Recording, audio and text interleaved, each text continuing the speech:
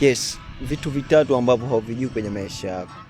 Kitu cha mwanzo, hakuna mafanikio yanokuja kiurahisi. Hakuna mafanikio yanokuja kiurahisi. Mafanikio yote mtu ana struggle, mtu anahangaika, mtu anapoteza muda wake, lakini anahakikisha kuwa anafanya vitu ambavyo baadaye vinaweza vikamsaidia kwenye maisha yake.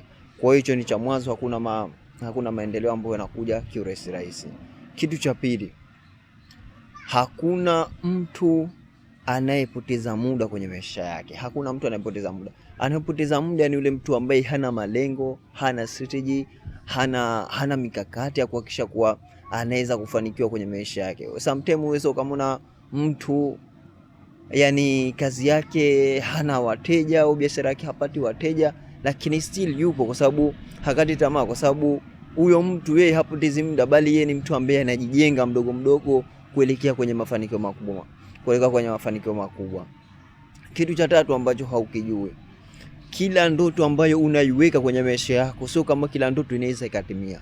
Kuna ndoto nyingine lazima ugeuze upande. Sometimes inaweza kuwa kuna sehemu ambayo ipo ni rahisi sana kufanikiwa wewe kwenye maisha yako, lakini still wewe uko focus na ile sehemu ambayo haikuletei maendeleo, sehemu ambayo unaona sasa mwelekeo wake mdogo sana. Kwa mfano utamkuta mtu ana miaka zaidi ya 30-32, anacheza mpira, anapambania kuwa anaweza akawa mchezaji mkubwa wa mpira sio Tanzania. Bro, you have struggled, umestruggle zaidi ya miaka 5-6, unaipambania ndoto, unacheza mpira, unafeti mpira, umekeza kila kitu chako kwa mpira. Hata sometimes unajinyima, lakini unahakikisha unanunua viatu vya mpira, lakini your dream katika mpira haitimii.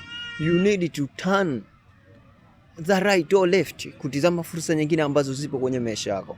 Kwa hiyo hakikisha kuwa hivi vitu unavizingatia sana, vinaweza vikakusaidia kwenye maisha yako na maisha yako yakabadilika. Chao.